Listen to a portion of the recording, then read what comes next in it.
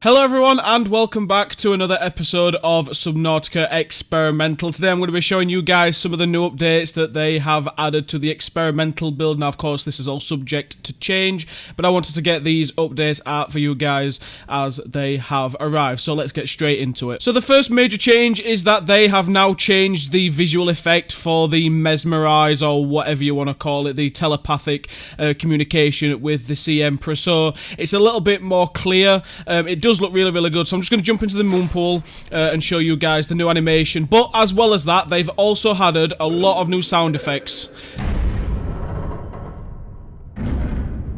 as you guys can hear.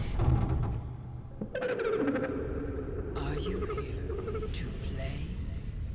The others came but played alone. They bored me. Now they're gone, and instead I have you.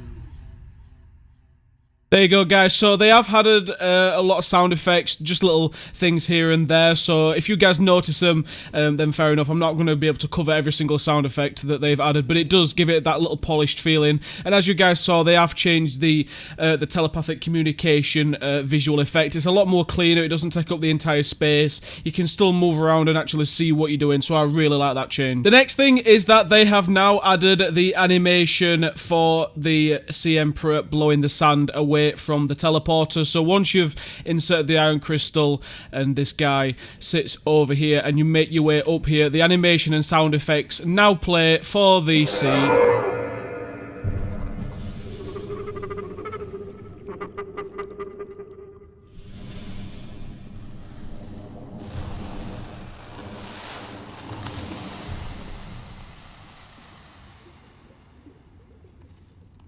There you go, guys. So obviously that is going to be polished and things like that. It is just an early version, but they've now added the full animation for the sand being blown away. It does sound really cool, but like I said, they will need to fix it with timings and other things like that. Another change that they have done is they've changed the animations for the eggs hatching. It's a little bit more polished and it does look really cool. So I'm just going to hatch the eggs and show you guys the new animation for it. So if I hopefully swim back in time.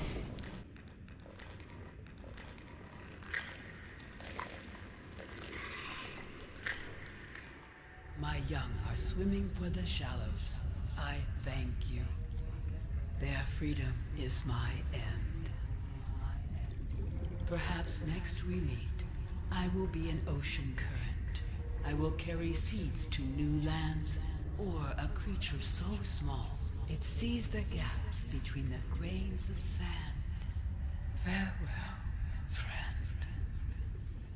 There you go, guys. So at the moment, these guys just sit here and look at the teleporter. They don't actually go through it or anything like that, but this is a good opportunity just to take a look at these little guys. And obviously the necks are a little stretched. Obviously the textures have not been added correctly, and there's not really much movement of these guys yet. But so far, so good. These guys are looking really cool. Just shows how much that they've nearly completed this. Obviously they don't spawn the enzymes still or anything like that, but I thought it was really cool of the animation and things like that. So that's the animation.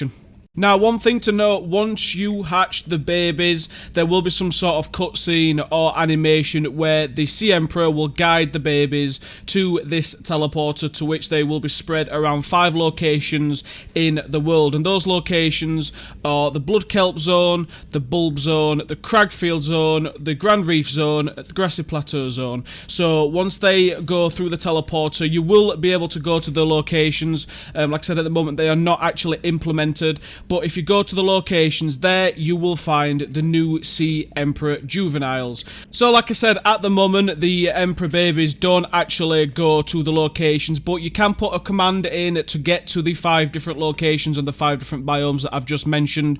So if you type in the command that is in the bottom left of the screen right now, in the command, go to Juvenile Emperor 1, and you can cycle through 1 to 5. It shows the coordinates, and this is the location where you should be able to find the juvenile Juvenile Emperor. So as of now, these guys are not actually spawning in the 5 different locations around the world, but what I've gone and done is I have spawned the Juvenile in manually into the first location, just to give you guys an idea of what they will look like. Now, I believe this is the actual size that they're going to be. I don't think they're going to change that. Obviously, this is just a base model. The animations and sound effects haven't been added or anything like that, but this is the first location, and this is what they will hopefully look like. Now, they will be dropping the enzyme to cure the disease, of course. I imagine that if you haven't done it already, you could probably still pick it up and cure yourself, but in the wiki it does say that this is the first step where they will be curing the local life and eventually eradicating the disease from the planet. So like I said, I'm not going to show you the 5 different locations. I just wanted to show you guys what it would look like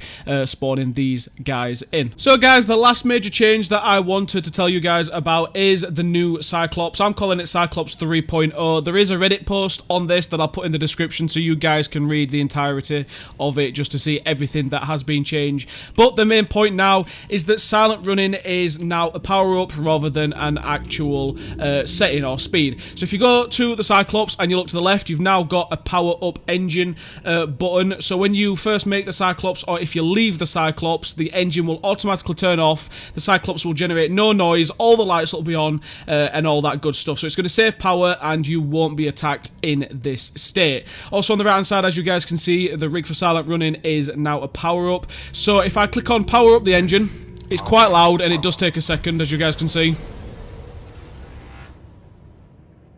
There you go. So the engine is now powered up. We are generating a little bit of noise.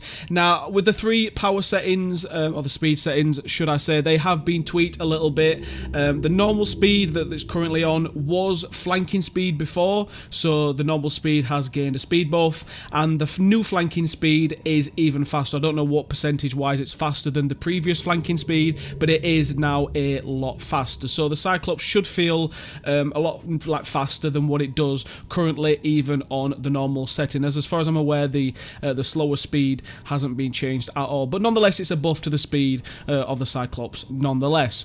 So in this state, like I said, you are generating a little bit of noise. You turn it off, you'll generate no noise, nothing will attack you, and you'll save on power. Now if I click rig for silent running, it lasts for 30 seconds and it has a 2-minute cooldown.